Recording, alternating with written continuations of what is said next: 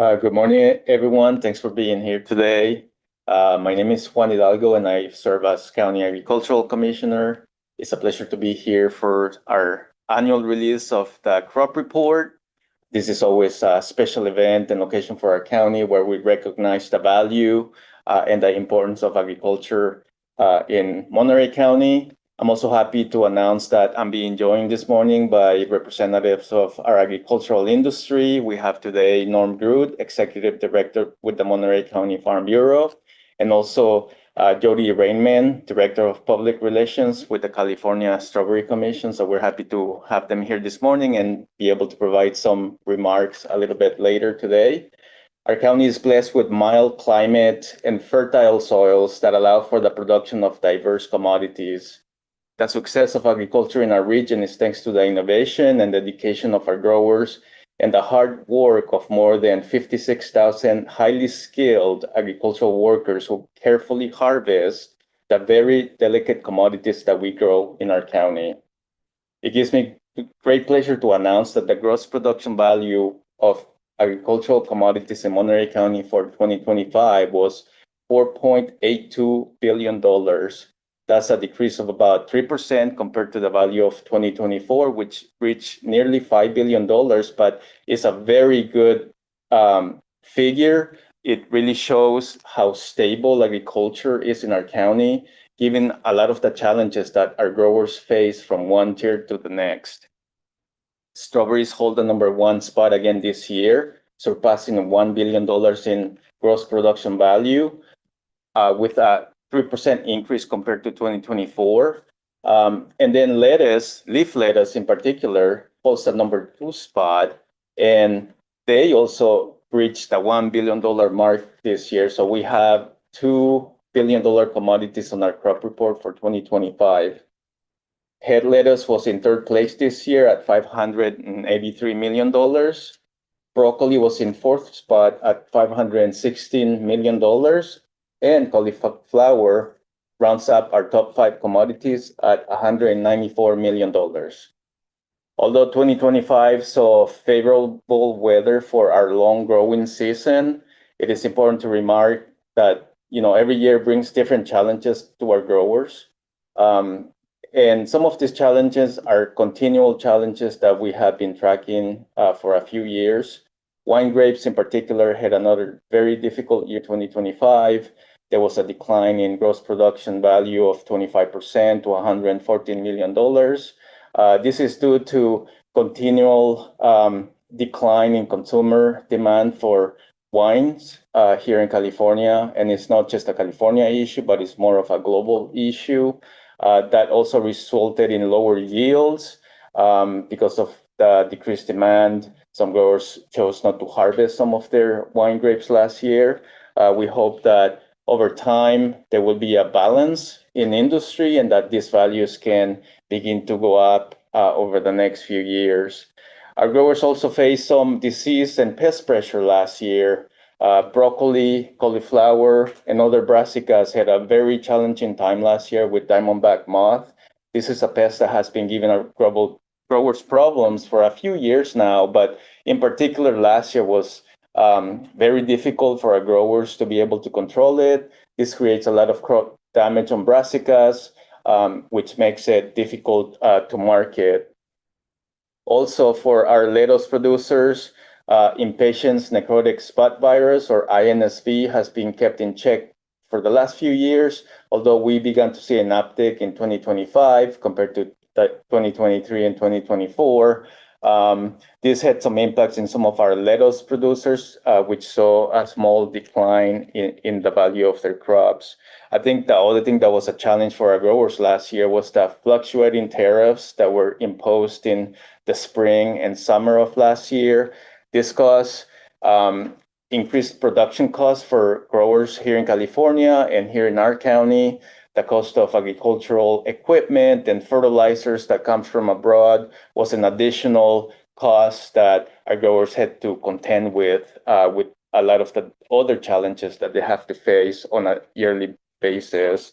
Although my office doesn't track tariffs as part of the work that we do, we can see that there was definitely an impact to the commodities that we export to other nations. In fact, when we looked at the total pounds of commodities that we exported in 2025, there was a 25% decline compared to 2024. Even though that's not a direct indicator, it just shows when we look at trends from previous years that there was an impact created by the tariffs last year.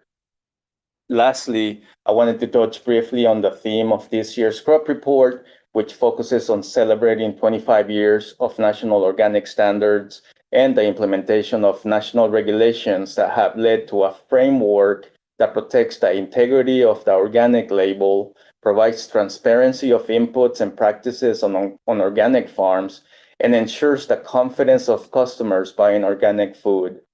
While organic farming is recognized for implementation of sustainable practices that build soil health and protect biodiversity on farms, many conventional growers in the past 2 decades have adopted many sustainable practices over the years, and the differences between organic farming and conventional farming are closer than they once were. The report also highlights 25 years of Monterey County Certified Organic, an accreditation certification organic program within my office that serves our growers and community. Now, I'd like to invite our industry representatives to make a few remarks, and I'd like to invite Norm Groot, the Executive Director of the Monterey County Farm Bureau, to come up and say a few words. All right. Thank you, Juan. And good morning, everyone. It's a pleasure to be here as we announce our annual crop report for Monterey County. And I want to thank the Ag Commissioner, Juan Hidalgo, and his team for another great report. It's really well put together. While a slight decline over the 2024 record year, farm gate values continue to show the resiliency due to the diversity of crops here in Monterey County. I'll highlight a few items here for you. Increases in strawberry production values show that the valuable crop is what the valuable crop is to our economy here, with over 1 billion again in farm gate value this year, only on 11,300 acres. With leaf lettuce increasing by 7%, it shows the shift of consumer preferences to convenience is still evident in our value-added salad kits and veggie trays. Our wine grape sector continues to grapple with the challenges of changing consumer choices related to wine products. It will be several years before this economic challenge is stabilized for our local vineyards. We still see strengths in specialty crops locally, particularly for Brussels sprouts, cabbage, carrots, and onions. And local rangeland operations continue to enjoy higher prices for their beef products as demand for quality products like what we have here in Monterey County are maintained in the supply chain. So it's the diversity of our crops that really keeps Monterey County as the 4th highest producing county in our country. Yet our financial challenges intensify with each year's production cycle. Costs for input are continuously increasing, and it's not always reflected in the wholesale price of what our fresh food products command in the marketplace, many of which are contracted for a year in advance before harvest. Margins continue to shrink for many of our farming operations. Farm Bureau commissioned a study in 2025 on the costs of regulatory compliance in California. Fully 13% of our production costs now go to regulatory programs in California. That's about $1,600 per acre each year. Doing business in California is tough, but for farming operations, the reality is that it's a marketplace challenge.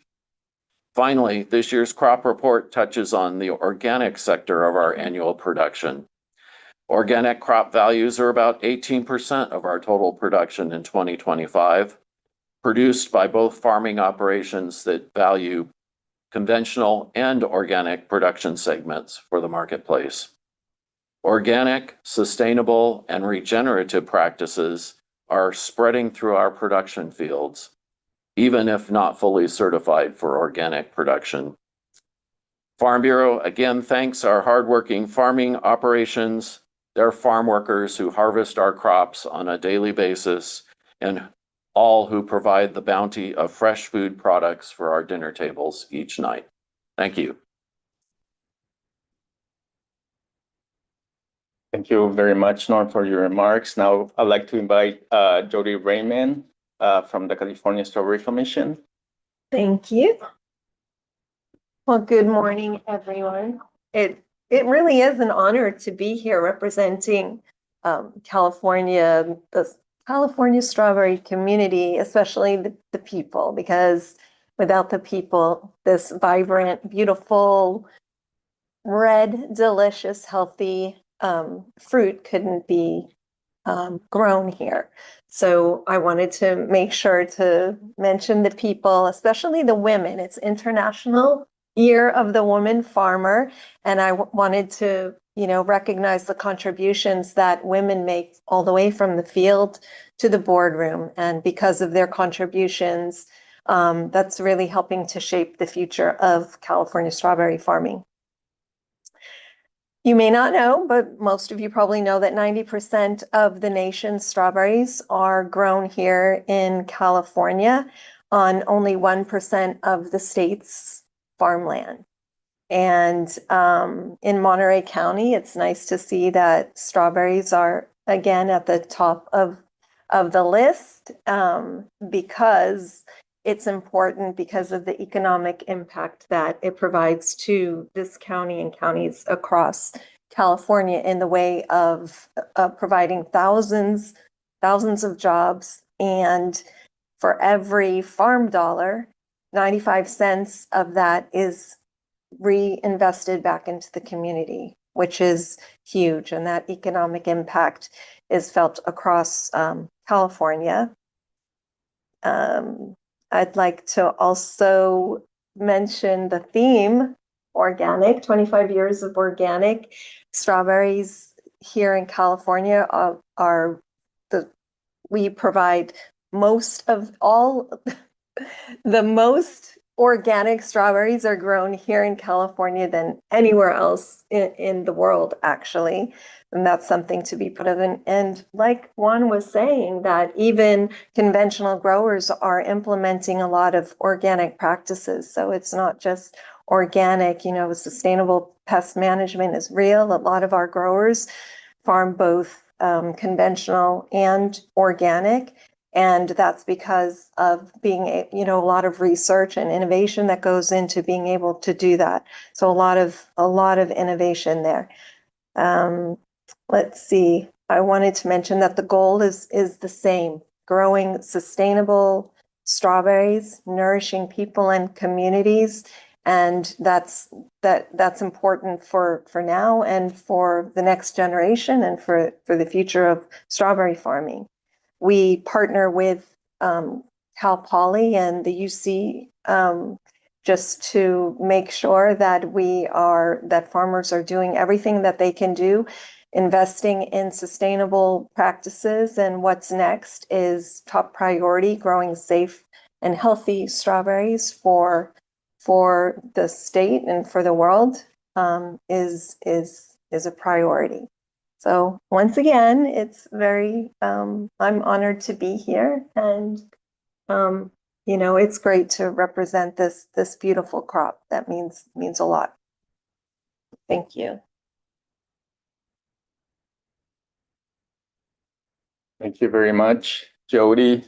I think that closes our remarks by myself and presenters, and I'd like to open it up for the media. If there are any questions regarding this year's crop report, we'll be happy to address those at this time.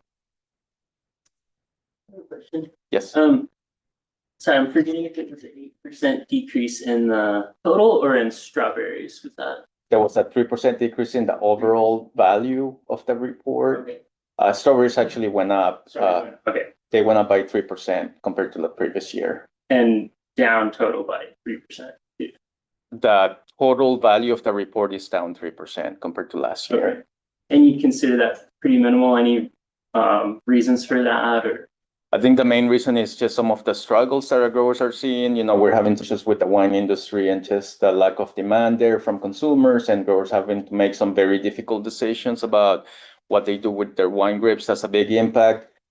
Pest and disease pressure is also another problem. Diamondback moth and some of the issues that that pest has been creating on broccoli and cauliflower, for instance, that have resulted in a little bit lower value in those commodities this year. But at the same time, there's always opportunities. I mean, we have seen some increase in demand for other commodities on the crop report. So carrots and kale, chard, we saw some increases. So, you might lose a little bit, and there's other gains and opportunities that our growers can also take advantage of. Thank you. Yes. Has there been an increase in organic acreage this year? That's a great question. That acreage tends to fluctuate a little bit. I'll have to double check. It looks like the acreage remained relatively the same. It looks like there was just a small decrease of about a couple of thousand acres.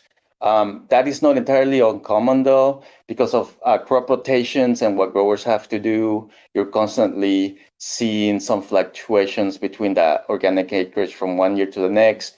Typically, I would say that is the decrease here is a very small percentage.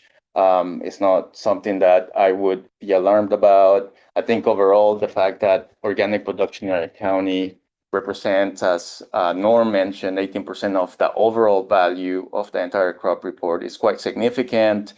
It's also quite significant to see, looking back at the last 10 years of organic production in our county, that figure and what organic represents here in Monterey County, that figure has more than doubled in the last 10 years. So again, there's a lot of interest in our growers here to pursue organic opportunities.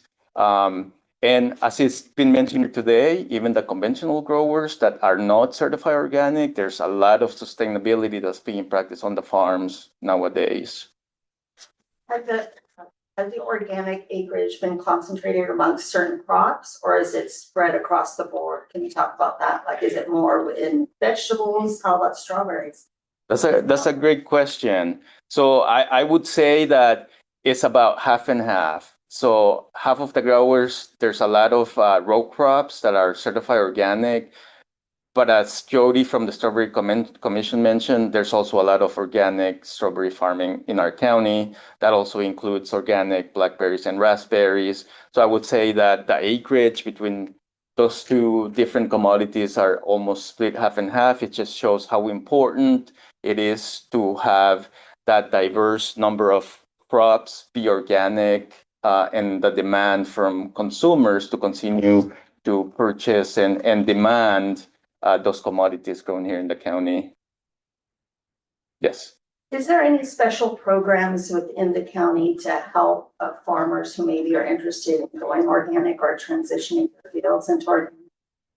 So within the county, there is no programs, but the state does have programs that help growers that wanna go into organic farming. One of the costs of entering organic is the cost of certification, which can be quite significant. And so typically the state of California, the California Food and Ag Department working with USDA generally do have some cost share when it comes to organic certification. And in some instances, the state and USDA can help to pay for that grower to become fully certified. So at least for the first year, the cost of certification is not going to be a hurdle for them in trying to enter into that opportunity. Yeah, question. Yes. That actually kind of goes a little bit to a question I had about what are some of the barriers to getting in organic. And maybe that's a good question for you as well, as far as do the regulatory costs increase, and anything else like that? Sure, I think, and I'll give Norm a chance here, but I think probably the biggest barrier is number one, finding the land. availability of land, and number two, transitioning that land because it's a 3-year transition. And so that's extremely difficult when you have to continue to farm for 3 years, but you cannot sell any of that produce as organic. It has to be sold as conventional until you meet your 3-year transition. But certainly there are other costs, as it was mentioned here, with regulatory costs and other agencies that oversee agricultural requirements here in the state. But Norm, I don't know if you wanted to add anything. I would just add too that the difference in the marketplace at the retail level does not substantially differentiate the organic versus conventional anymore like it used to 5 or 7, 10 years ago. So that adds a little bit more pressure when you have a 3-year conversion program, and the certification to go through and the costs of doing that don't always justify for that particular crop in the marketplace. So I think there's a number of different pressures going on in organics right now, but we are still seeing conventional and organic produced by the same farming operation as a niche to fill both marketplaces.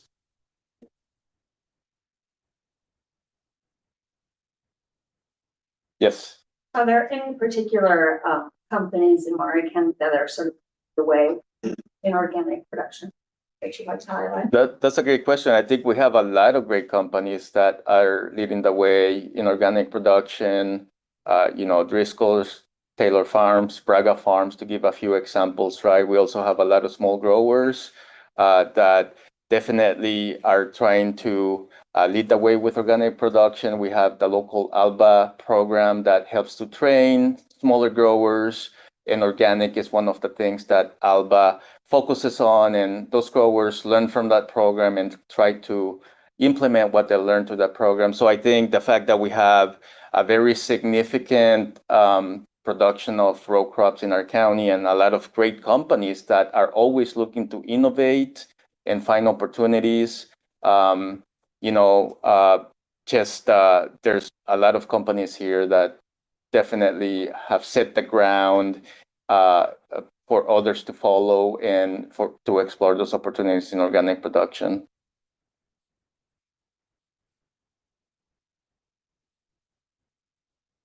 All right.